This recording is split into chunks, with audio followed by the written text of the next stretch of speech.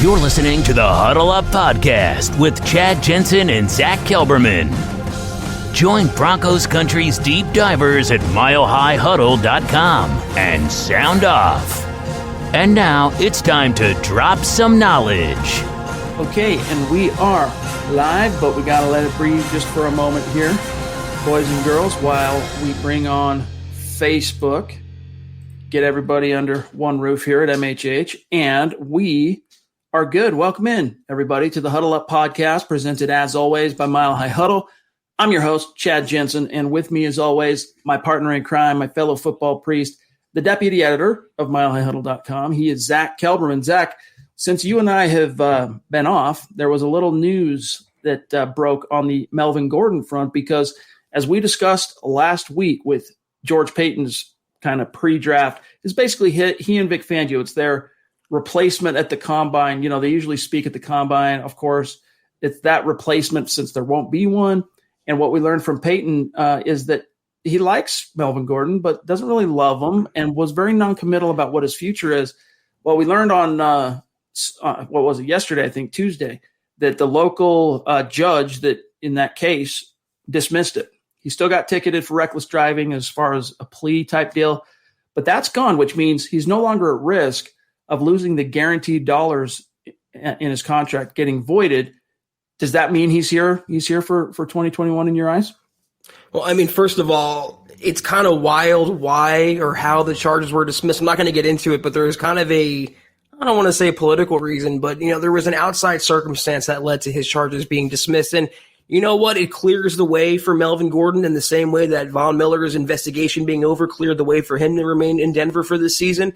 I think Melvin Gordon's on thinner ice because even though he got the volume last year, I didn't see a guy worth $8 million a year. I didn't see a guy worth, $4.5 million guaranteed. When you're going to get Philip Lindsay more than likely the second round tender, he's going to get a nice chunk of change as well. I'm not a big proponent in paying older veteran running backs that aren't really that explosive any longer. It gives him a better shot at staying, but I think it's still like 55-45, whether Paton kind of rips the Band-Aid off and eats some money to get better and younger and hopefully faster at the position. Yeah, I mean, Gordon was, he was solid. And I'll tell you that even though I think a big reason why his stats turned out the way they were, I mean, he ended up going over 1,000 yards in total yards from scrimmage, 980 some odd rushing, and then, 140 something touchdown receiving. But one of the big reasons for that, Zach, was the fact that Pat Shurmur loves him, right? Pat Shurmur went out of his way to feature Gordon, and it helped, and it wasn't Gordon's fault that Philip Lindsay got hurt. That certainly kind of helped him take over the featured role, especially down the stretch. I mean, it basically became the Melvin Gordon show, and he deserves some credit for kind of shouldering that load when Philip got banged up, especially from week 12 on.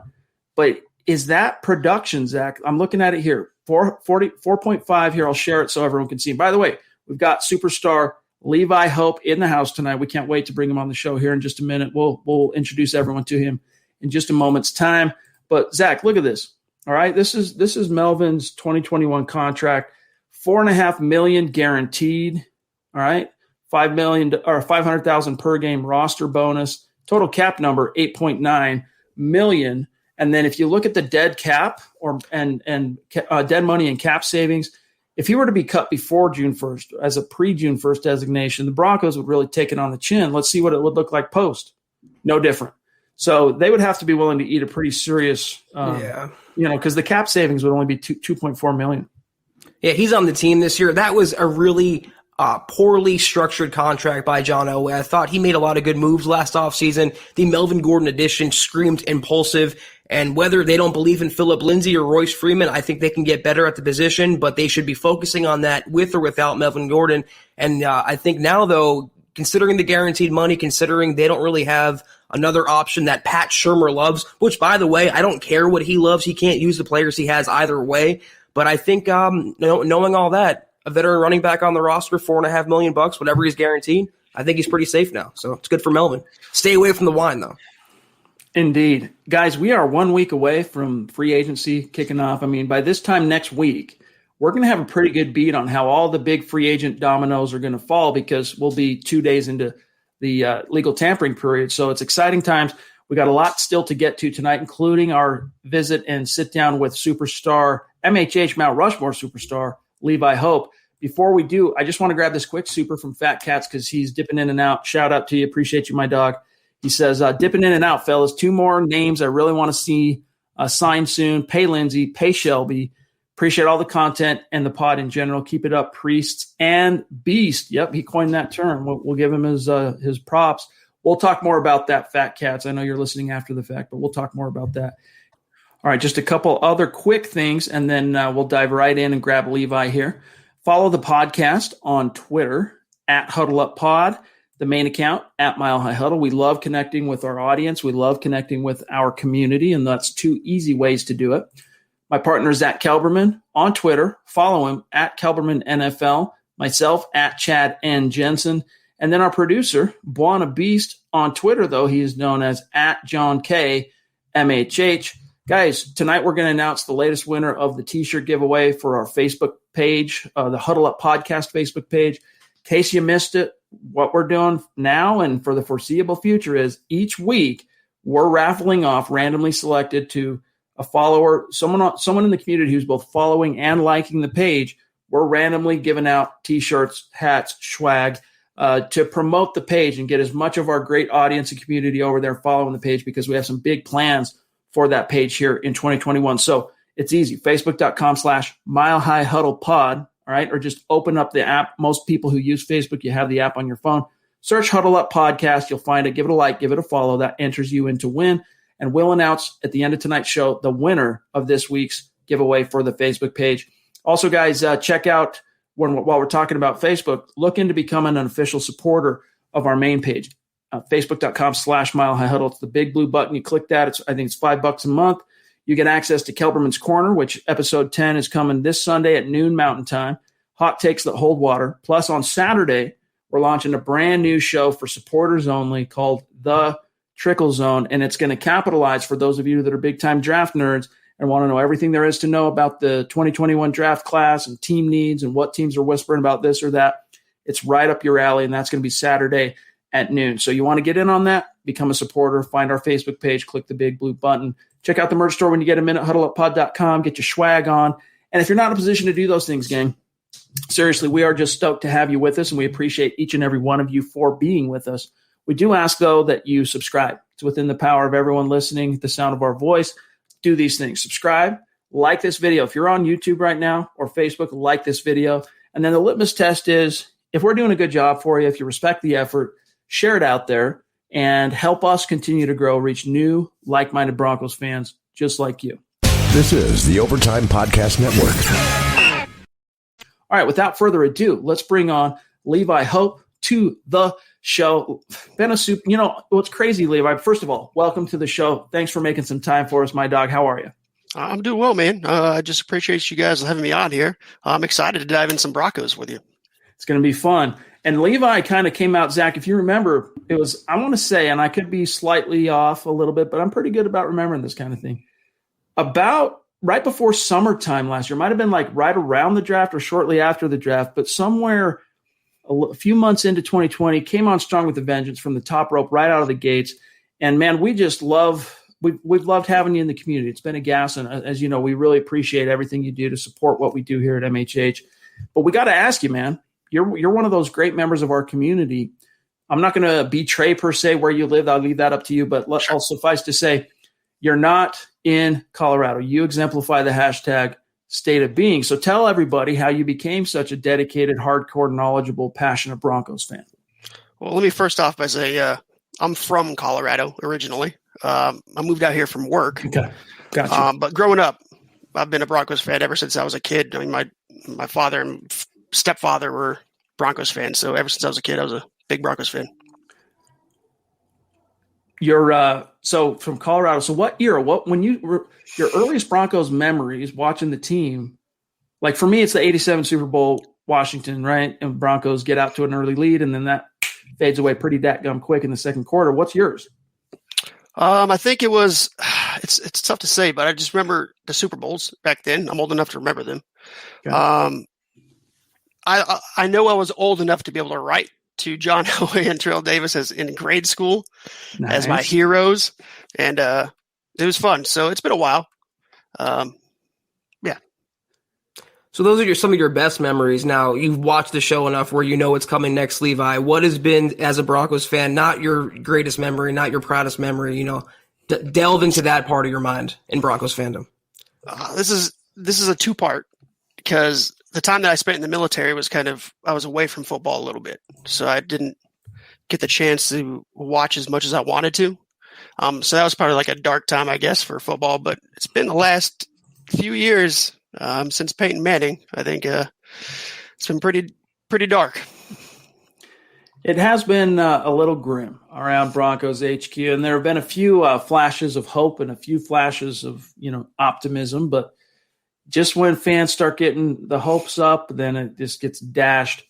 But that could be changing. By the way, thank you for the super chat from Zeus. Good to see you, my friend.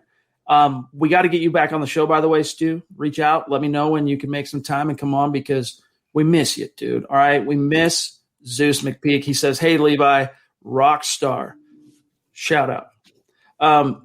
We got to get your thoughts here on, talk about some dark days, maybe better times are ahead.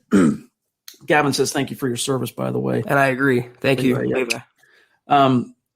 But it starts with, was George Payton the right hire? In your mind, what was your reaction to George Payton, and do you think this was the right hire for your Denver Broncos?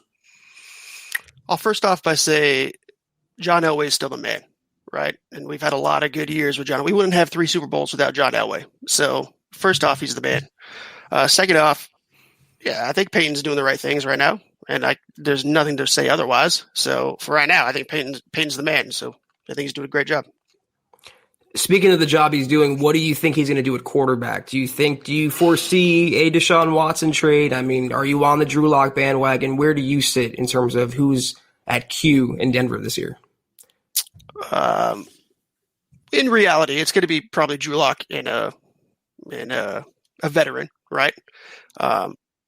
I think I've talked to you already, Chad, about this, but I think Deshaun Watson at this time is just better than Drew Lock, right? I think we all can agree to that. Yeah, sure. And I would do whatever it takes to get a Deshaun Watson. But let me preface that by saying I don't hate Drew Lock either. Yeah. It's either Drew Lock or Deshaun Watson. I don't want any other quarterbacks. I don't want no Sam Darnold. I don't want anybody else, Yeah. I'm okay to ride with Drew Lock next year.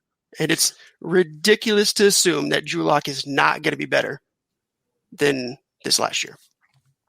Agreed. And that was kind of one of the questions that who was it there that said that? What was your thoughts on Drew Lock? I agree. He's gonna move forward. He's gonna take some kind of. The odds are he's gonna take some kind of step in year 3. But I have another point on that here.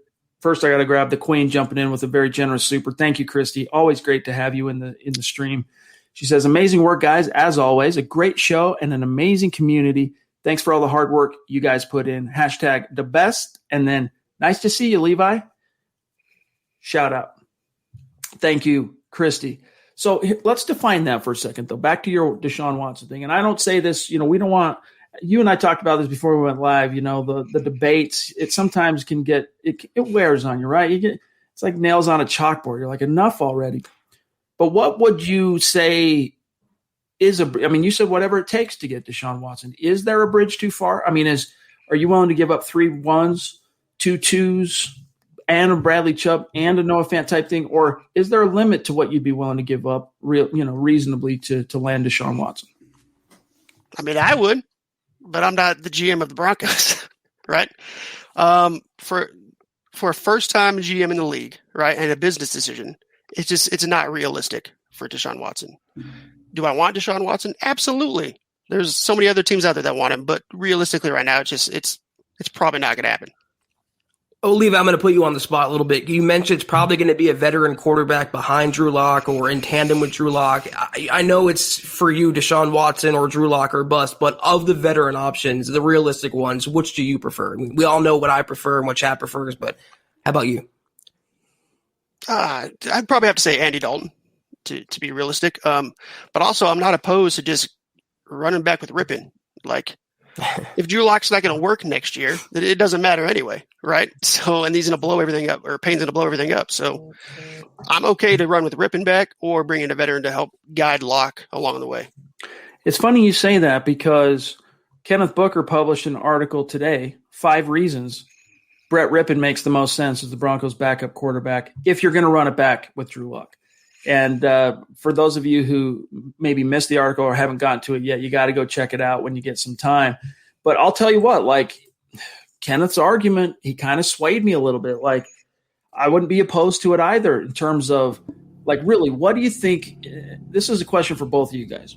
How big of a departure is it if Drew got hurt or if, heaven forbid, he fell on his face and just failed to launch in the first quarter of the season, and the Broncos did have to make a change at quarterback?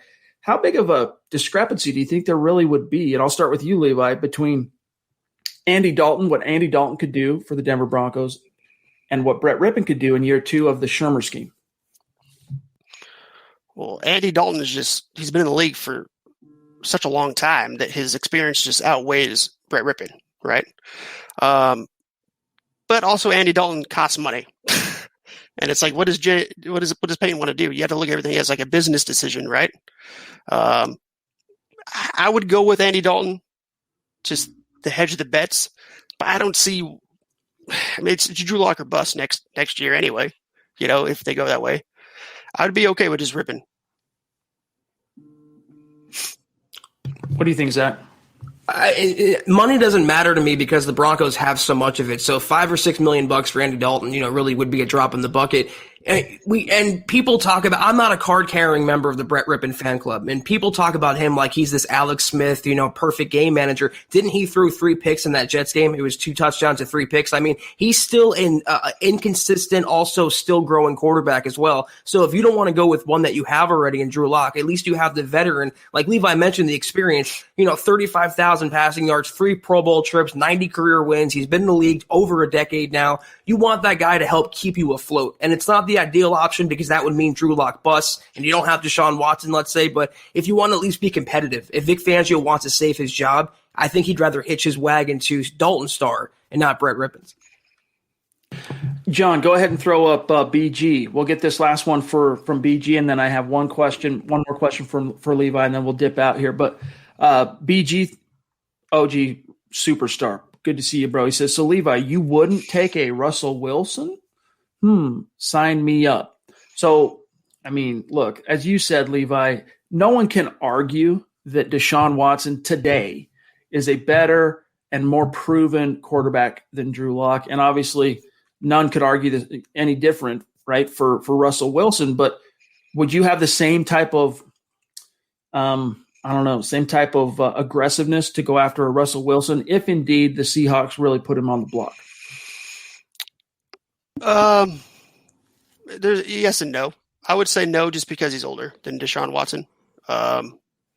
Yes, because it's Russell Wilson still. He's one of the best in the league right now. But you have to assume currently, if you go for Russell Wilson with the time that he has left in this league, that you're close to somewhat of a playoff Super Bowl roster. And I think you could say that too with Deshaun Watson, but at least Deshaun Watson gives you more time because he's younger. Russell Wilson's getting in a little bit older, so. But I think Russell Wilson is also probably cheaper than Deshaun Watson would be. Yep. So I would probably say no to Russell Wilson just on that fact, but yes to Deshaun Watson for sure. Okay. What do you think, Levi? What would be your strategy? You mentioned that you're not George Paton, obviously, but pretend you were for a second. Where do you go in the draft? Do you go cornerback? Do you go linebacker? Do you go edge? Like, what would you pick at number 9 overall, assuming that you hold on to that pick? If I have to take something at 9, I'm definitely going to go cornerback. I mean, it just makes sense, or linebacker. But if I don't have to hold on to the pick, depending what falls to me, if a quarterback falls, I probably still don't take the quarterback. I just trade it away for a bunch of picks that somebody wants and build it that way. But yeah, that's probably what I would do at 9. Pragmatic. I love it, man. Hey, seriously, from all of the MHH crew, because, I think, our bond with you here on Huddle Up is really strong, but I know you support the other pods on our network, and we we just appreciate everything, my friend. And it's been a joy. Really, it's been a privilege. It's one of the spices of life we get out of doing this, to get to know our community members, and especially our Super Chat superstars who, they are the ones supporting what we do here on this video content, this live streams, you included. So thank you so much for everything, my friend. And seriously, it's great. And when we get through some of this news and the draft, maybe we'll get you back on and get your reaction to some of these big moves. Absolutely. And hey, if you guys haven't been Facebook supporters yet, go check out Kelberman's Corner. It's great. I promise you, it's worth it. But I appreciate you guys having me on. Yeah. Anytime. Levi, I was going to personally thank you. You've been incredible in KK every single week. You've been plugging it. You've been connecting in there, interacting. I truly, from the bottom of my heart, appreciate it. So thank you so much. Of course, guys. Hey, y'all take care now. All right, buddy. One last thing, guys. Sure. Connect with Levi on Twitter at Levi Hope 6, as you can see on screen. Those of you listening after the fact, it sounds just as it's spelled, at Levi Hope, the number 6. Levi, MHH Superstar. Have a good night, brother. We'll talk to you soon. This is the Overtime Podcast Network. All right, there he goes. Levi Hope. Love him, dude. Great dude. Really cool job.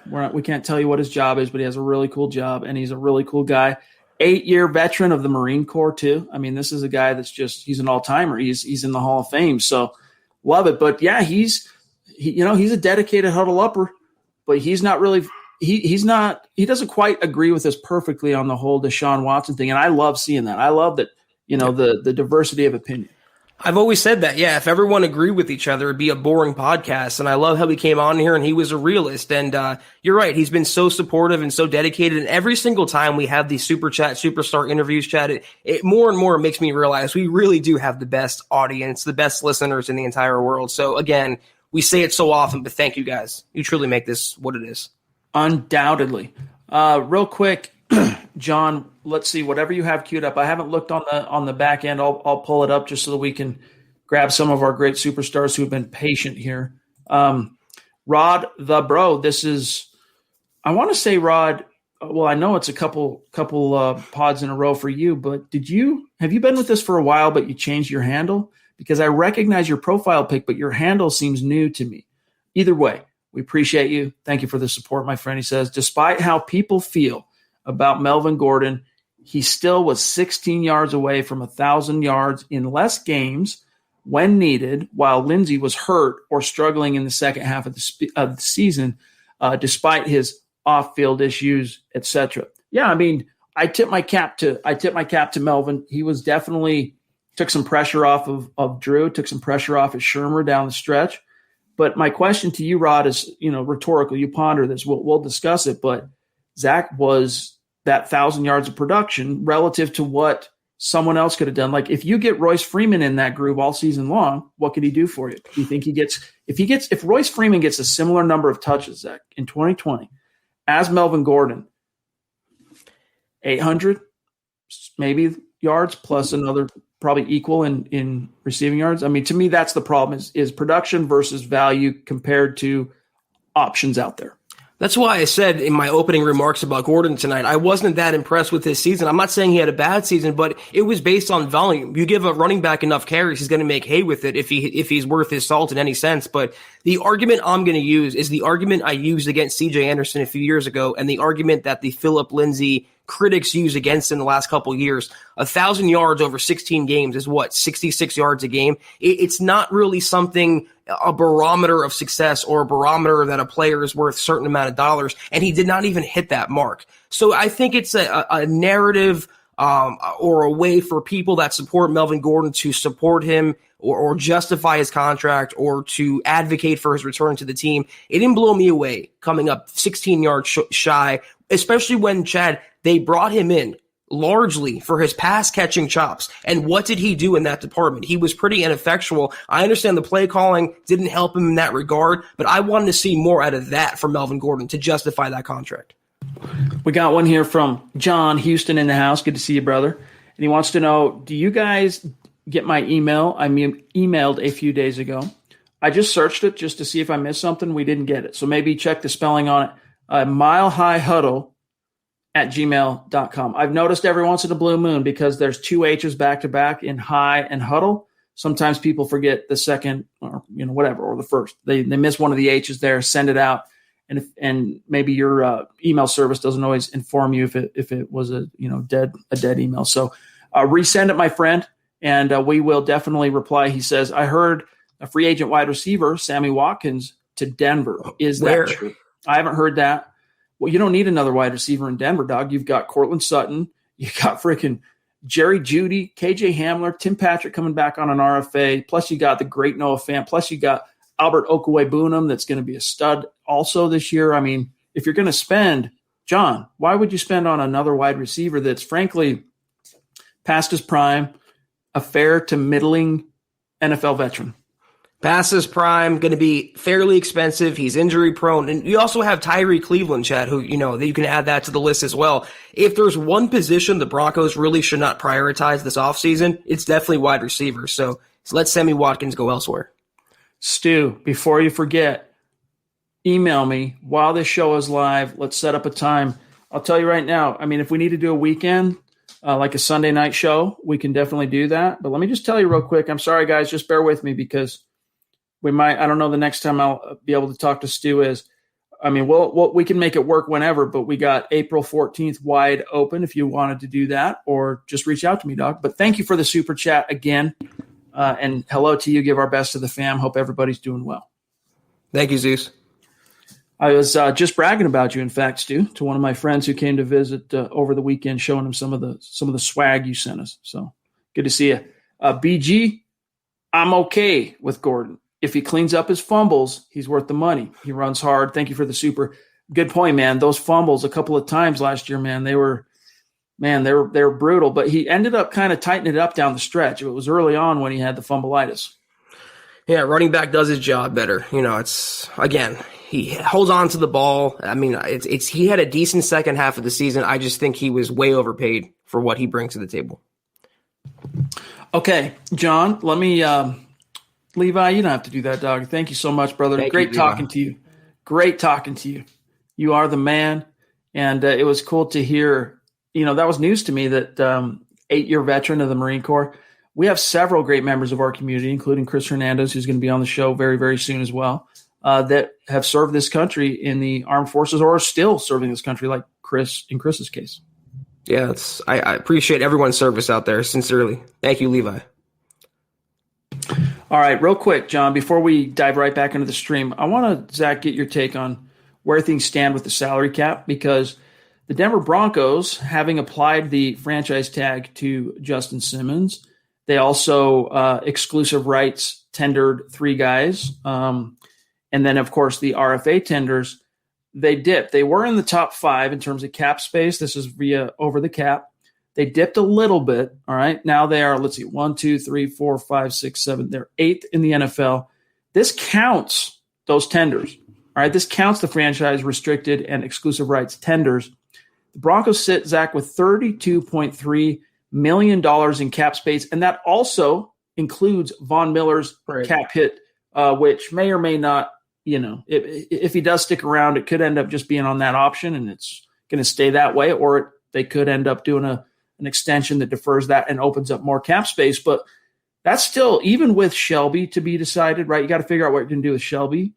You might still execute a long-term multi-year deal between now and July. I know that's the goal for George Payton with Justin Simmons, but Zach, you can do a lot of damage with $32 million in cap space.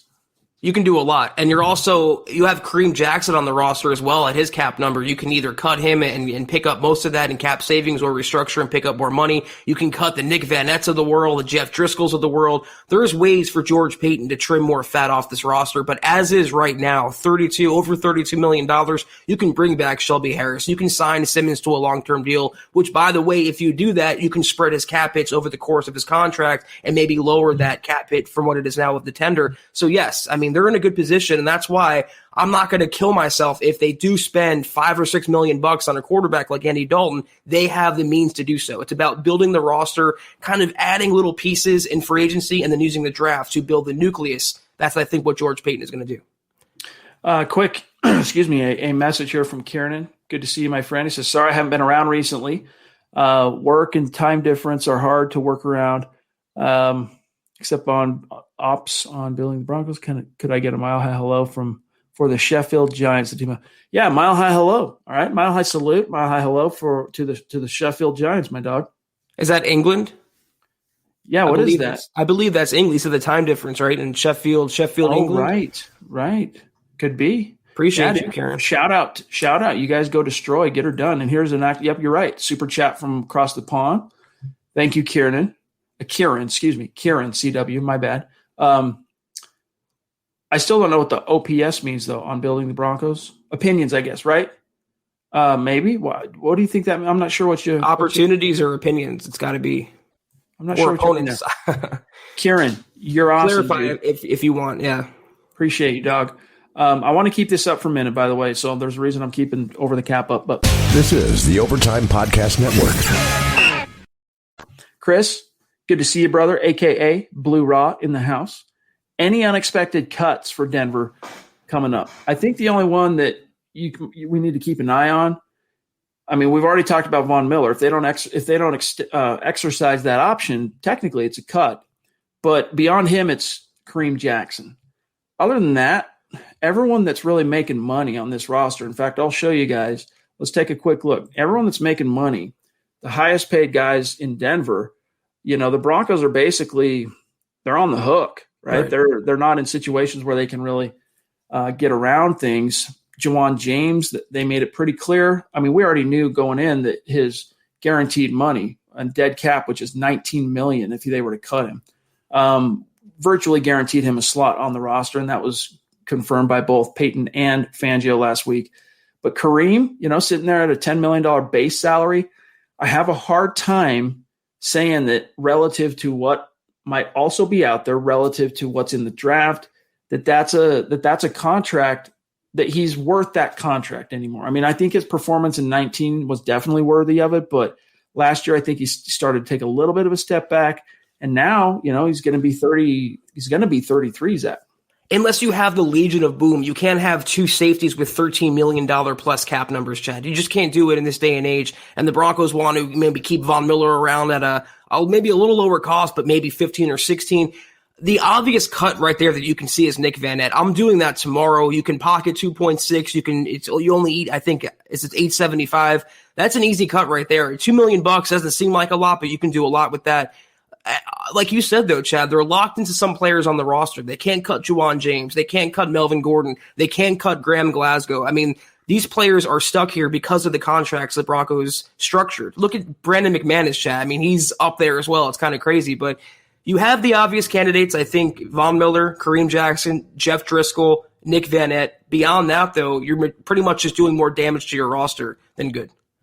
There is virtually zero chance, in my opinion, Jeff Driscoll is on this roster after June 1st. So why don't you just bite that bullet now? Like, why is Jeff Driscoll still on this roster? I mean, he was so bad last year in his opportunities that he flashed in the Pittsburgh game on the road, and even the Broncos were thinking, man, we could be onto something here, only to just tank in the most epic, catastrophic proportions against the Bucs. That freaking safety just taking sack after sack after sack. I mean, what are you waiting for, George Payton? I mean, cut the fat there. I mean, we can look at free agent quarterbacks that, we have the big names, we've discussed them, but we could even go down and look at some of the more mid-tier, lower names, veteran free agent journeymen that are available, that many of whom are not only better than Jeff Driscoll, but you could get at a better price than $2.5 million. Right. And, I was going to say maybe they're waiting to see what the in terms of a young quarterback, what they're going to do in this offseason, but they have a young quarterback already, and his name is Brett Rippon. And Driscoll really doesn't fit either camp. He's not a starting option. He's not a great backup or mentor to have, and he's not a young guy that they can build around with the ceiling. So I'm with you. I don't know what they're waiting for. They can pick up a nice chunk of change and move on from that failed signing. By the way, when it comes to utilizing the two main cap sites that are out there as a great resource for content creators and writers and journalists like us, I've kept using Spot Track for their free agency, breaking it down by position and whatnot. But their site, which is it's a good site, has a lot of great information, a lot of cool widgets. It is so slow. It almost like bogs down and shuts down the stream if I try and do a extra tab share screen. Meanwhile, Over the Cap, who I prefer to use anyway, just because we love Over the Cap and Jason Fitzgerald is the man. Smooth, easy. And I didn't realize until recently, Zach, that you can search free agents by position. It's really cool. But let me just take a look at this real quick. Lower tier guys, all right, beyond that you could get that day one are better than Driscoll. I mean, even AJ McCarron, Zach, better than Jeff Driscoll. Colt McCoy, better than Jeff Driscoll. Matt Barkley, I'll say it, better than Jeff Driscoll. God. Let me just keep going just for a second here. Geno Smith, right? Better than Jeff Driscoll. My heart can't take this, Chad. But look at these names, all right? So just rip that Band-Aid off. What are you waiting for? I don't understand it. Well, here's the thing. Driscoll's cap number for this year is higher than what Dalton made last year in Dallas. Dalton played for 1 year, $3 million. He had a deal up to $6 million, but he didn't hit those incentives. But you're paying Jeff Driscoll more than would be Andy Dalton, and Andy Dalton craps all over Jeff Driscoll as a quarterback and as a potential number 2. So I hope that move is coming soon, but as we've seen with the Broncos organization, Atomic Man, sometimes things don't happen the way you want them to. By the way, where are the Mullins bros and the Beathard bros from days of yore? You got Beathard as an unrestricted free agent.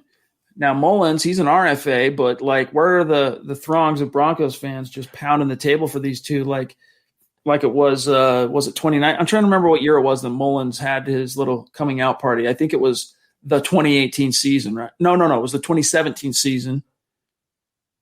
What was it? I think it was 2018 because then they hired Scangarello in 2019. Everyone was connecting them to Mullins or Beathard. That's true. You're right. So there's your look at what's out there on the free agent market. Nothing that's really going to blow your hair back too much, which is why you come up here, and if you don't like Kenneth Booker's premise about, hey, just roll with Brett Rippon. And by the way, it's actually a pretty compelling argument. Go give the article a read. We could go through it if we get some time tonight. But this is what's available to you. All right, Ben Roethlisberger off the table, Goff off the table, Wentz off the table, Prescott off the table, Stafford off the table, Rivers retired. But, Alex Smith, maybe. I still like that idea. I know you don't love it too much, though, Zach. I love it more than Joe Flacco or Matt Barkley or some of those other guys. I mean, it wouldn't be the worst, but in terms of them having to spend money, Chad, even if they just cut Jeff Driscoll, that alone could give them the funds they need to secure that backup quarterback. So I hope George's moving on that fairly soon. Shout out to Big Earn, who keeps me on point when it comes to setting up the streams. Again, dude, if it reaches 3:30 Mountain Time and we don't have the stream already scheduled, Big Earn is on it. He's going, dude, where's the stream? What's going on, dog? Because he likes to get in there early and start the conversations. He's on the Facebook side, but it's great to have you, and we love the passion. We love the passion, my dog. So appreciate you. Leroy, good to see you on Facebook. He says, Melvin Gordon still could be suspended. That's a good point. Personally, I would pick up a running back in the 3rd round. They predicted Trey Sermon to be in the 3rd round. What do you guys think? I'm okay with a 3rd round running back if it's the right guy. If you really think he could be a starter within the next 2 years, like a starting caliber guy, I'm okay with that. But I'm still not to the point where I'm ready to turn a page on Philip Lindsay. I think 2020 was an anomaly for him in terms of the injury bug. And I think that he's going to bounce back with a vengeance, especially now that he's in a contract year. Because even last year, Zach, yeah, he can't control getting hurt. And he talked about how much he did not love getting ran up the middle constantly. And the implications from what he said basically was that that maybe contributed to his injury woes last year. But this year, he's going to be in a full-blown contract year. Because if the Broncos don't want to pay him in 2022, someone else will. I'm telling you right now, dude, you're going to see a monster in Philip Lindsay next year. He is going to be unstoppable. And so, if he comes out and has an unstoppable season, if he has a 28, because look, 2019 Philip Lindsay, he was a grinder. He got his 1,000 yards, but the big pop plays, the big dynamic highlight reel plays that made him a household name as a rookie and got him to an unprecedented Pro Bowl nod as an undrafted rookie, those were kind of missing. I'm predicting it right now. I don't care who the quarterback is. Philip Lindsay's 2021 campaign is going to be more like the 2018 campaign than it was 19 or 20. First of all, it was a great point that the same thing can also be applied to Von Miller. Even though he was cleared criminally, the NFL can investigate and also hand down their punishment. So Melvin Gordon's not out of the woods. I'm coming around to avoiding a running back if I can with a premium pick. And by premium pick, I mean rounds 1, 2, and 3. I mean, look at Phillip Lindsay, Chad. He was an undrafted free agent. You can find good running backs in this day and age when it's a multi-running back system, every system, in any round. So if there's a guy that Peyton loves on the board, and we know that George Payton loves running backs going back to Minnesota, if there's a guy that he has conviction with, I have no problem with that in the third. I would prefer to wait, though, and address, safety, cornerback, linebacker, defensive line, tackle first before I turn to running back. I want to grab this extremely generous super from Drew, and then John, I'm going to grab a question here from Primetime Puma on Twitter just next, FYI. Drew, dude, thank you so much for what a generous super, and just, you're an OG with us, man. I want to say Drew goes all the way back to 24/7 as well, if I'm not mistaken. But either way, even if you don't, dude, you've been with us here as a tandem for a long time. And we love you. We appreciate you. And we look forward to having you on the show. Didn't we organize it for a Monday? I have it in my calendar, but let me just see. Or is it a Sunday? Did we do a Sunday? Either way, it's scheduled, but we're looking forward to that, my friend. Seriously, it's going to be fun. It's long overdue. We wanted to have you on the show for a long time. So he says, I'm busy at work. Just want to show some love. Can't wait to watch when I get home. Keep up the amazing work, guys. Man, we love you, Doc. Yeah, Drew is also an amazing Twitter follow. Chad, he's always interacting and dropping Broncos news and tagging us. And Drew, you have been an OG from day one, and I believe you do go back to 24/7. So again, thank you so much, and we appreciate you more than you know and more than we can express. I want to say, now it's bugging me. I'll find it. Yeah, love you, buddy. Appreciate you. Primetime on Twitter.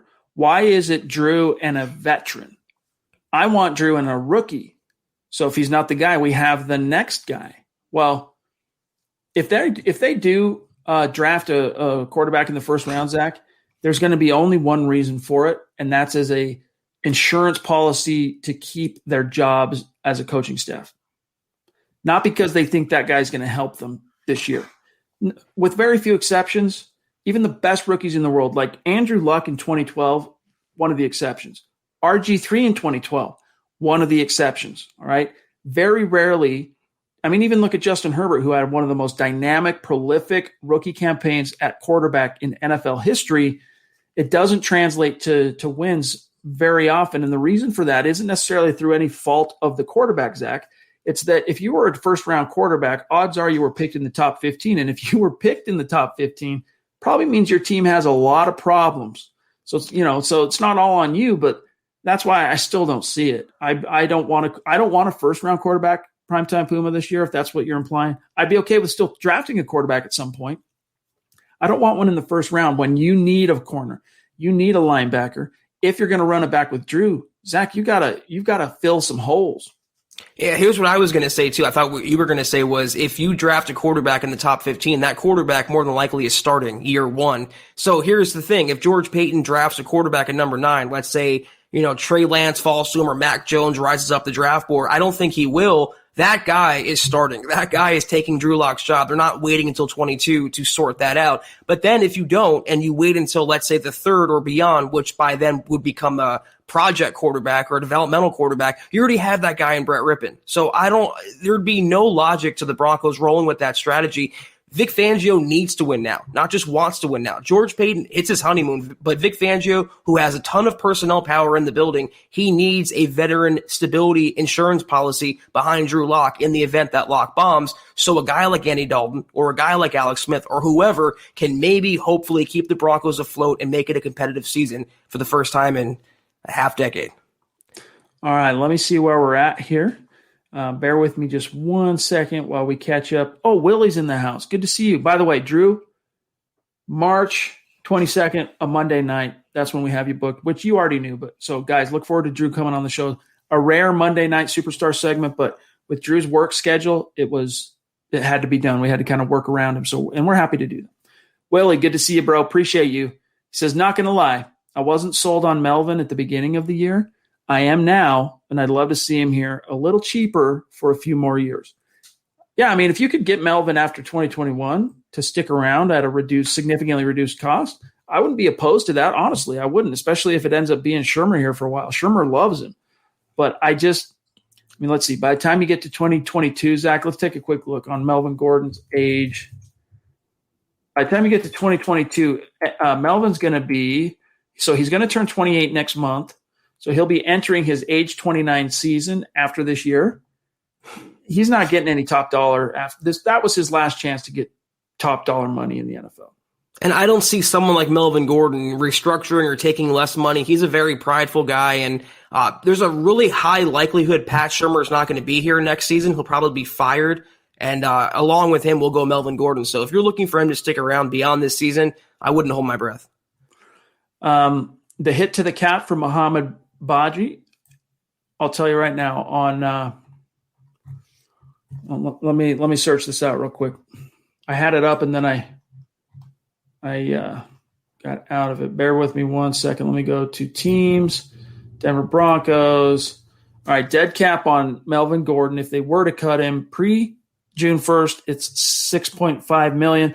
If he were a post-June 1st designation, it would be $6.5 million. So, yeah, it's more than the Broncos are going to be willing to shoulder.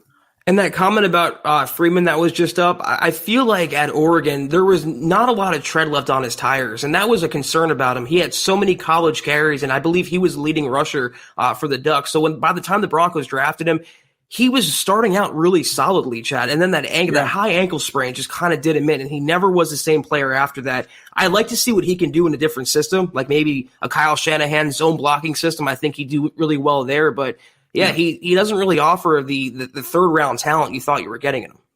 Right. Yeah, I mean, I think a big part of it is Zach's 100% right that after the high ankle sprain, he wasn't the same running back. That was absolutely true that year, physically. He just couldn't – it takes time for anyone to bounce back from high ankle, but especially running backs. But really what changed for him was between the ears.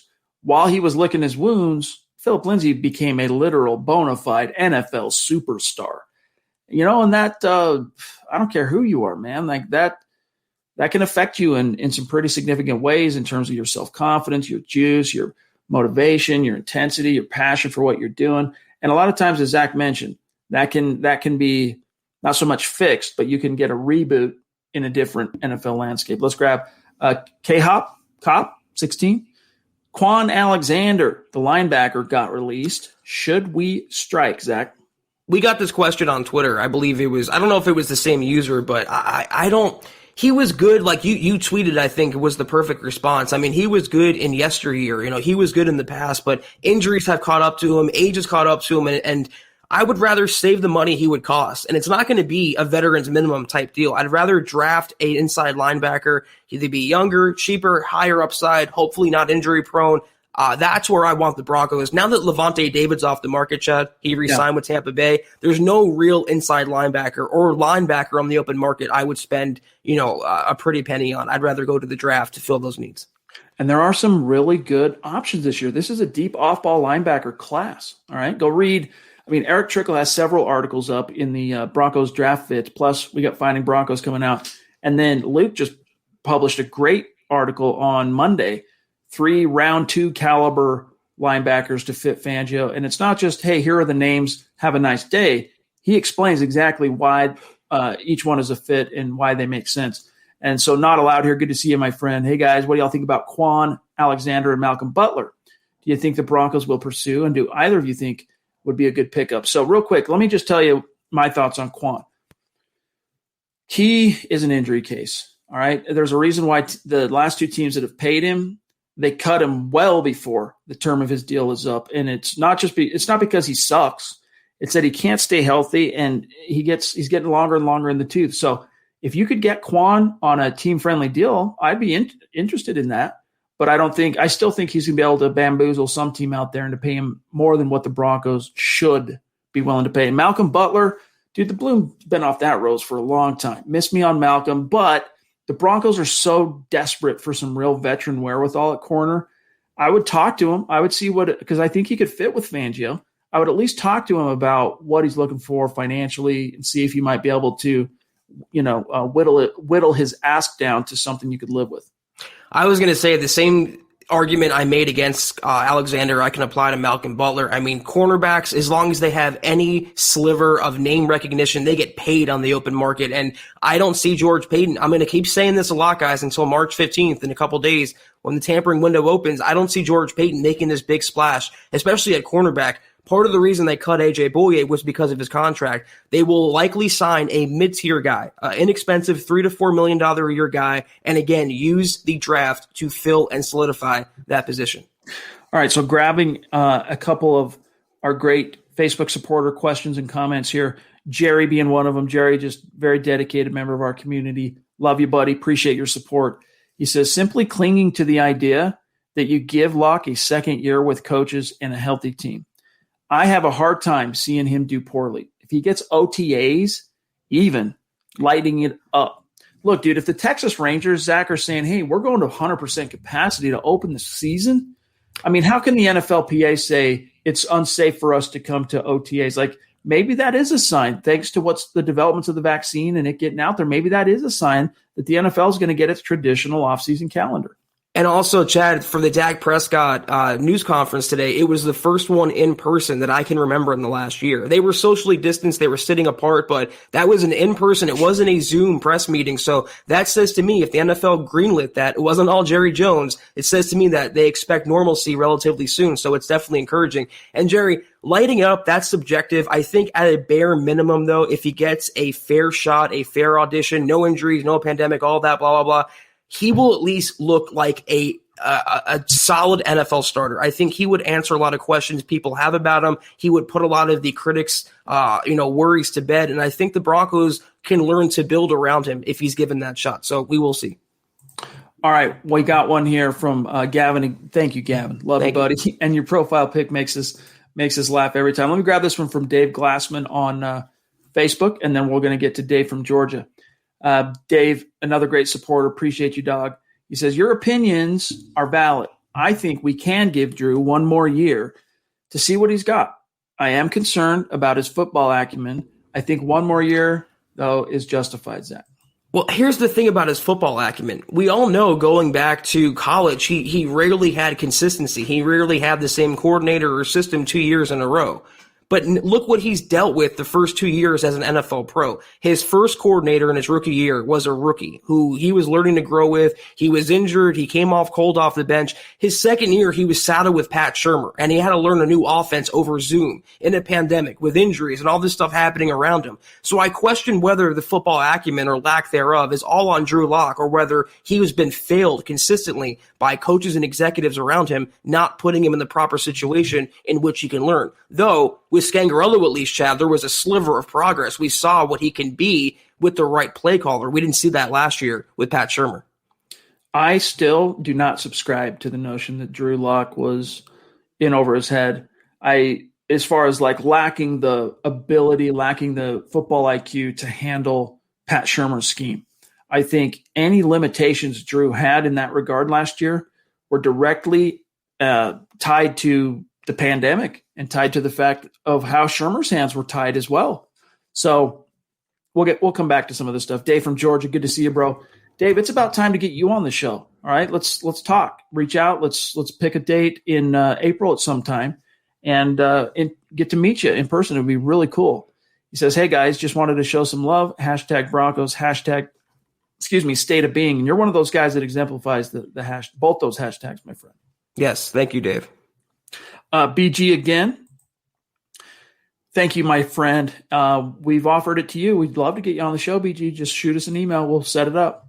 He says, who is each of your guys' favorite offensive and defensive players currently on the roster? For me, it's Vaughn, definitely, and Sutton, slightly over Fant, but Garrett Bowles is on the rise. We got a version of this question last week, Zach, or it might have been over one of the 2 week, Sunday or Monday show, but Drew Lock is one of my favorite guys on offense. Phillip Lindsay is the number one for me on offense, but I really like Drew Lock, and I'm sure that comes as no surprise to our great community, Zach. Yeah, I'm with you on that. I love Lindsay. I love Lock. I love Courtland Sutton. I think he might be my favorite player overall on the Broncos roster. But on defense, Chad, Shelby Harris, of course. I've long been a proponent of his. I love Draymond Jones. I love Bradley Chubb. There's a lot of players on the roster that you tend to, gravitate toward, and they have a young nucleus that's very impressive. Broncos cap space 2014. That was the year the Broncos went out, signed DeMarcus Ware, Emmanuel Sanders, TJ Ward, Aqib Talib. If we were to guesstimate how much cap space Elway had to work with to lube those deals, I mean, just spitball off the top. I know it was before your time on the beat, Zach, but like, what would you guess it took to lock all those guys down? Considering the cap is a myth and it can be finessed, Chad, I think the answer is surprising. So, what is it? Well, I'm looking real quick. I want to see here. So, all the articles I'm pulling up on Google, because, I mean, we covered this at Mile High Huddle back then too. It was 19, 20 million. Wrap your brains around that. That goes to exactly the same thing you hear Zach say all the time. Nick talked about it last night as well. It's voodoo, right? It's, yes, dollars and cents. Math is real, right? But the strictures on the salary cap imposed by the NFL for fairness purposes allow teams to manipulate the math in a way that can be beneficial and just not in ways, it allows them to manipulate it in ways that on the surface seem impossible, but it happens behind the scenes. It's real in the sense, like, you put a baby gate up for an adult. Yeah, it's real in the sense that it's in their way, but it can be so easily maneuvered around and removed and picked up and moved elsewhere. Look at the Saints, Chad. They were entering the offseason $100 million over the salary cap, and now they're talking about extending their own superstars, and that great exodus in New Orleans never happened. The cap, it's real, but it's not this barometer that some in the media like to make it out to be. It's the most finesse thing in this business. I guess Emmanuel got the boot. Yep. He's on the open market now. In Orleans, so. And wait, before, no. Before we even. Yeah. Ixnay on the Anders say. Justin, oil and water, right? Emmanuel Sanders and Cortland Sutton, like, you don't want those. Right. Yeah, we don't want an altercation, yeah. But you know what? What a long way both of those guys have come since their throwdown in training camp ahead of the 2019 season, because what Emmanuel Sanders could be heard saying as they were pushing and fighting and being broken up, the fight was getting broken up by teammates and coaches, was basically to Sutton that you haven't proved anything, man. Like, you're still basically a rook. You're going into year 2. You're thinking you're the cock of the walk. You haven't proven a dadgum thing. Then he goes on to produce a monster year, catching 3 passes from 3 different quarterbacks, gets a Pro Bowl nod. And last year, of course, the tragic injury. But meanwhile, Sanders has kind of faded into oblivion. He's been on 2 really good teams, but he's kind of fading out as players of his age are wont to do. Yeah, and I remember I believe it was my first year covering the Broncos, he skipped practice to go to some party or strip club. Emmanuel, remember that, Chad? It's like that guy he was a good producer and he was fun to root for, but he had some red flags in his baggage for sure. Justin Martin, good to see you back in the chat, my friend. Really appreciate you. He says, hey guys, haven't been able to see a live show the last few months, but I'm still watching. Just wanted to let you guys know I appreciate all the content you guys bring and look forward to every show. Very cool, man. Appreciate that. And it's good to know. What's up, Michaela? Good to see you, my friend. Here's one from Leroy on Facebook. We're at 59 minutes, and I have something that is happening at 7:30, a meeting I got to be on the internet for Sports Illustrated. So I got to be high and tight. We got 10 minutes maybe, and I got to go. Leroy says, Kenny Vaccaro has been released by the Titans. I love to see him come in and play for the Broncos with Justin Simmons. What do you guys think? I thought Kenny's career looked like it was going to be phenomenal. Same. Yeah. And then he really kind of fizzled a little bit. He's a guy that I don't want to paint him with too much with the Sua Cravens brush, but he reminds me of that in terms of just so much raw ability, but can't, he's many rungs above Sua in terms of proving himself and being reliable. I mean, again, that's not very unfair, but he reminds me of him in that he's just so talented and just has so much ability, but like it doesn't come out in the wash as consistently as you would expect, commensurate to that talent. Yeah, I'm right there with you. I thought he was going to be like the next great, Sean Taylor, Bob Sanders kind of safety, Chad, and it never worked out that way. But No, I really don't want, him coming into the building. You have Kareem Jackson on the roster. You're going to pay Justin Simmons one way or the other. You're good at safety. If you need a third guy or a younger guy, just draft him. I keep saying it over and over, but I believe George Paton, for the most part, will fill the defense through the draft. All right, here's one, excuse me, from our friend Jeremy, a.k.a. Black Knight 232, a bona fide superstar, MHH Mount Rushmore. He says, I have a feeling that this year is going to be an evaluation year for Peyton, and that we won't be big spenders in free agency. I think Peyton gets some middle-of-the-pack free agents, but no big splashes. Still hoping we get Wilson, talking about Zach Wilson, BYU quarterback, if he falls. Your thoughts, Zach? Jeremy, 1,000%. Even on the Zach Wilson, little notion there. I love Drew Lock, but if Wilson's there at 9, I'm running that draft card up virtually to Roger Goodell and that podium. But yeah, I just, knowing it's his honeymoon season and he's not going to be this big spender, he never was, and he's told you he wants to build through the draft. I think he wants to see where this team can go with the incumbents, Chad, that he was saddled with. The coaching staff, the quarterback, he was dealt a fairly crappy hand because new GMs typically pick their head coaches. He wasn't allowed the opportunity, so I think he's going to do what he can to repair the roster, build the roster, stock up the core of the team, and then go do battle, and then collect the pieces from there next offseason.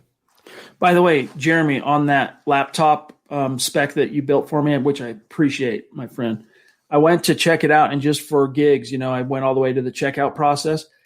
The problem for me on that is that the fulfillment's like sometime in April. I wouldn't see this thing till April, dog, and I would need it sooner. So you'll have to help me understand that at a later point. Hey, Richard, thank you for the love, my friend. Good to see you.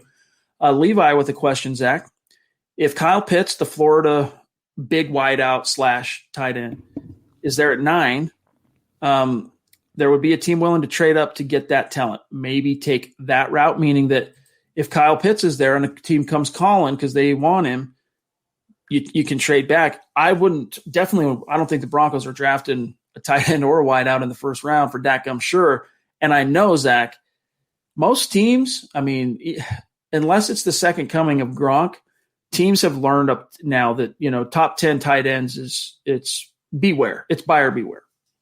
First of all, if Caleb Farley, let's say is there at number 9 and Pitts is there, they're not going to trade back, nor should they. I believe if Pitts is there and teams are calling the Broncos and no one the Broncos want is on the board, then it might be a possibility. But I've seen more and more of this little groundswell for the Broncos to draft Kyle Pitts if he's there at 9. For what reason? There's so many more holes you have to fill. And even if you didn't have, Noah Fant, a former first-round draft pick a couple years ago on the roster, you used a fairly high draft pick last year on Albert O, who looked really good before his injury. So, no, you're good with pass catchers, wide receivers, and tight ends. You need defense, and I don't see George Paton trading down unless he absolutely is not sold on anyone left on the board, Chad, defensively. Yeah. Shout out to Rello Takeover. Good to see you in the chat, my friend. You've definitely become a superstar. Appreciate you. He says, what's up, MHH, Chad, and Zach? Good to see you, my friend. Zach, we got one. We got a Mosey here. We got one from Cody Potter. Been a minute since we've seen our friend and superstar Cody Potter in the chat that I can recall. And if I missed you recently, Cody, I apologize, but it's great having you. He says, what's the likelihood Denver has the pick of the litter on defense at 9? I say the odds are high. If so, who do we select, and does it transform our defense to a new high? I think it's a pretty good chance, especially if there's a run on quarterbacks. There's a pretty good chance, Zach, because I think there'll also be a run on wide receivers. So, right. You might get pick of the litter there. There's no, to me this year, there's no it's not my expertise draft. As you guys know, it's not my, that's why we have guys like Eric, Nick, Luke, Lance, Carl, all those guys. But there is no shining, clearly number one defensive prospect. Now, every draftnik's got their board, but there's no no-brainer. Clearly, Myles Garrett's the guy, right. Von Miller's the guy, etc. But to me, if I have pick of the litter at pick 9 on defense, I'm taking Caleb Farley, the corner from Virginia Tech. Yeah, there's a decent chance, and I think also it has to do with the offensive linemen. You have Sewell, you have Rashawn Slater. He can go in the top 10 as well. If those things happen, they can have their choice of Parsons, Surtain, Farley. And you're right, Chad, absolutely. There's no Bosa in this draft class. There's no Myles Garrett in this draft class. So that would benefit Denver, who are looking for a defensive prospect more than likely at number 9. So could be Parsons, could be Farley, but the likelihood is high. And to answer the second part, Chad, if you put shutdown cornerback in Vic Fangio's defense, pair him with a safety of Justin Simmons caliber, pair him with Bryce Callahan, pair him with hopefully Von Miller and Bradley Chubb and Draymond Jones and Shelby Harris. This defense could be top 5, if not top 3 next year, God willing. Agreed. All right. One or two more, and then I want to just give some love to some of our Facebook supporters who've been given stars tonight. Tony D.A. the proud owner of Discount Audio and Wheels. Appreciate you, man. Good to see you. He says, how about trading for Case Keenum? Would not cost much, probably cheaper than any vet we can get in the open market, and he knows Pat's system. That's the last thing you said there, Tony, is the only selling point for me on Case. He does know, and he's proven to be, Shermer was his career whisperer, if you will. That's the only selling point, but it wouldn't be worth trading for him, in my opinion, unless you could maybe a 7th-round pick. But, I'd have to look at his contract, too. Case Keenum. Let me see here. Let me go. Let me just look real quick, Zach. Well, you start, and I'll just look at this real quick. I don't have anything to say. My answer is no. No, no, no. No way in hell, Chad. No way. 0. $6 million is his base salary. His cap hit is $7.3 million. That, to me, is what's Kyle Sloter up to? I'd rather trade for him. He knows George Payton. I'd rather have him over Case Keenum, period. It's laughable if it wasn't for Shermer and that magic season they had in 17. I don't know. Well, maybe, Tony, we can revisit that another time, my friend.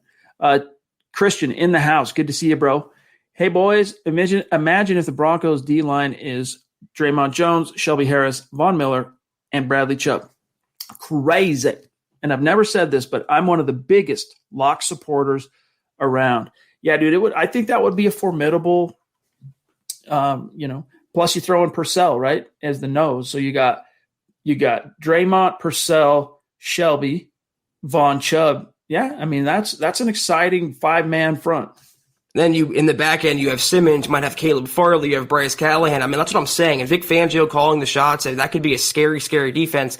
And Christian, if you're a Drew Lock fan, don't whisper it. Don't beat around the bush. You should be proud of that. You should support the quarterback of the Broncos. And for right now, the quarterback of the Broncos is Drew Lock. So what I say to that is let him hate.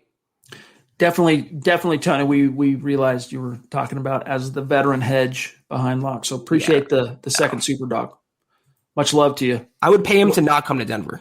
I'm not quite that extreme on Keenum, but Willie, good to see you, bro. Again, thank you for another super chat. It seriously means a lot, dude. And you're soon approaching the point where we might have to extend an invitation, get you on the show. So we love to see it. Keep it coming, dog. He says, if Locke isn't an MVP, and I'll say this, in 2021, fans will still want him to go. Even if he wins the MVP, fans will find something wrong with him. It's just something about Drew Lock that just rubs fans the wrong way. And I hope he rubs them the wrong way. I hope he fires back this year, Chad. I hope he gets his vindication, and, he just might. Savage Boy Kev on Twitch. We can't go a full stream without grabbing a Twitch question. What if, heaven forbid, Drew gets injured early and a Dalton, Smith, etc. leads us to 10 wins and Fangio keeps his job? Will Drew Lock still be a Bronco? Maybe still be a Bronco, but he won't be on the table as one of the options.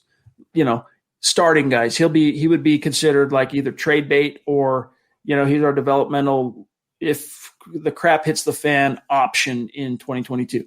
If Drew gets another grievous injury that costs him time, he's not getting his job back if Andy Dalton's on the roster. Just believe that. If Alex Smith is on the roster, he's not getting his job back. And especially if they make hay, if they're winning games. So that's the thing for Drew. Not only do you got to play well, Zach, and I know you can't always control it perfectly, but you have to stay healthy.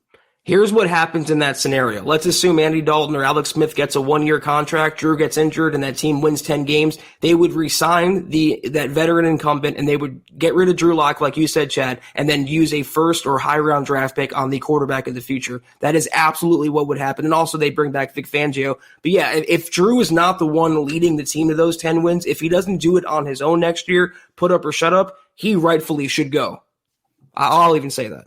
Mark Langley in the house, an OG. Mark, we're going to see you here very, very soon. I think it was April 7th. Yeah, we'll see you April 7th on the show. It's going to be great to catch up again. He says, what's up, my guys? Hashtag Huddle Up Pod, hashtag Football Priest. Always great to have Mark Langley, a legend in the stream. All right, last super, and then we got to dip on out of here. Willie, thank you again, my friend. He says, I'd be happy to come on the show sometime, by the way. Okay, good to know. We'll keep that in mind, my friend. We will definitely keep you in mind. All right, Zach, before we dip on out of here, we have to do a little genuflection and show some love and support for our great Facebookers. Hold on, our supporters and those on Facebook that are giving us stars and supporting the channel over there. It means the world to us, and you all know who you are, but we want to give you some love by name because StreamYard does a great job of allowing us to show comments, but it doesn't show us the supporters tab, and it doesn't show us when our great listeners give stars. So shout out to Dave Glassman, who we talked about already today. Come on now. My computer's trying to do a little freezy. Let's go. What's going on here? There we go. Hold up. Bear with me one second, guys. I got to get them. You know how we are with there's Brad Murdoch in the house. Love Brad. There he is with 50 stars. Thank you, my dog. Means the world to us. Randy Jones, another supporter. 200 stars. He's got a 3-week streak going. Thank you, Randy. Love you, dog. Let me keep going. I saw a few more here. This is how we do it. There's Jerry. We grabbed him from Jerry, another great supporter. Dave, we grabbed Dave. Jerry again. Bear with us, guys. 1 second. This is our thanks. The content's over for the most part here, guys, but we gotta say hey to those who are. There's Richard Trehill. Thank you, my friend. Means the world to us. I mean, look at this. Here's Zach. Here's Josh. Good evening, Broncos country. Keep up the good work on these podcasts, Chad and Zach. Always my number one program to get my Broncos news. 50 stars. Appreciate you, Josh. Let me see here. Oh, here's one from Brett Capps, a newer supporter. Thank you. So great to see you, my friend. Thank you for the stars. There's Big Earn, of course. We love Big Earn. Gary Leeds, also consistent as one of our supporters. 6-week streak, Zach, with stars. Says, sorry I'm late. I'll watch it later. All good, my friend. Better late than never. And I think that gets it. No. Hold up. Brad Murdoch again. Great supporter of KK, too. Thank you, Brad. Yes, there's John Libick. John, you got your little piece of swag coming to you. It's going to be there any day, so don't forget to send us that selfie so we can shout you out on MHH Instagram and Facebook. All right, that brings us to the end. So love all you guys. We got to go. I have to be in a meeting here shortly with the network stuff. So we'll talk to you tomorrow night for hopefully this week we get a true traditional Mile High mailbag because last week it was interrupted in the best way, with the George Payton Big Fangio surprise press conference. So we'll circle back tomorrow night, Zach, and get to as many questions as we can. But make sure, guys, you're following the Huddle Up Podcast on Twitter, also at Mile High Huddle. All right, the main Facebook account for the podcast. I almost forgot. How could I? I got to grab the name for the giveaway this week. Stand by. I got to pull up the document where I saved it. Real quick, Zach, while I am pulling this up, tell the community what's coming on deck for you, the next piece you're working on at milehighhuddle.com. Well, it's, everything's about the quarterbacks right now and the quarterback rumors. And there's wind blowing out there that's indicating the Broncos are going to make a move. And what's crazy, Chad, you were talking about hopefully having a Mile High mailbag tomorrow. We might not because it feels like, I don't know to you, but maybe to me, it feels like free agency already started around the NFL. A lot of moves are coming out and news is coming out. And it's wild that it's going to be over March 15th when the tampering window opens before it officially starts March 17th. So hopefully, like you said, we have some traditional questions and answers to get to. All right, here it is. Here's the winner. Now remember, to claim your prize, just send us an email, all right, milehighhuddle@gmail.com, and we'll just need your address and we'll need your T-shirt size. Congratulations to Jason O'Neill. Thank you for liking and following the page of the Huddle Up Podcast on Facebook, and congrats on the win. And Jason, I saw you had a question earlier in the chat about Dak getting his contract and, did he do the rope-a-dope on Jerry and Stephen Jones? Dak just owned Jerry and Stephen Jones. I mean, he bent him over a barrel. He had all the leverage despite his injury, and the Cowboys blew the negotiations and cost themselves more money than they needed to, and they realized he's a great talent. So it was a rare situation where not only Jerry Jones overpays, but like he said today, he's proud to overpay for someone of that caliber. All right, guys. Followed Zach on Twitter at Kelberman NFL, myself at Chad and Jensen, our producer, Buana Beast, the teddy bear. He will rip your face off, so do not. You got to come correct with John. I'm kidding, right? I'm kidding, but he is the man. At John K MHH, and then everything else, guys. You know the drill. Please like and support please support by liking and subscribing. If we did a good job, respect the effort. Share this out there. Other than that, Zach. Mile high salute to all our superstars, including Levi Hope. Great to visit with you tonight, dog. And sign us on out of here. Yes, guys, we will see you. And first of all, Chad, have a great night. John, have a great night down there. And everyone in the chat, have a great night. We will see you tomorrow, 6 o'clock Mountain, 8 o'clock Eastern. Mile High Mailbag, our favorite podcast of the week. If you have a specific question, be sure to hit us up on Twitter. You see our handles right there on the screen. Until next time, though, and as always, go Broncos. You've been listening to the Huddle Up Podcast. Join Broncos Country's deep divers at milehighhuddle.com to keep the conversation going.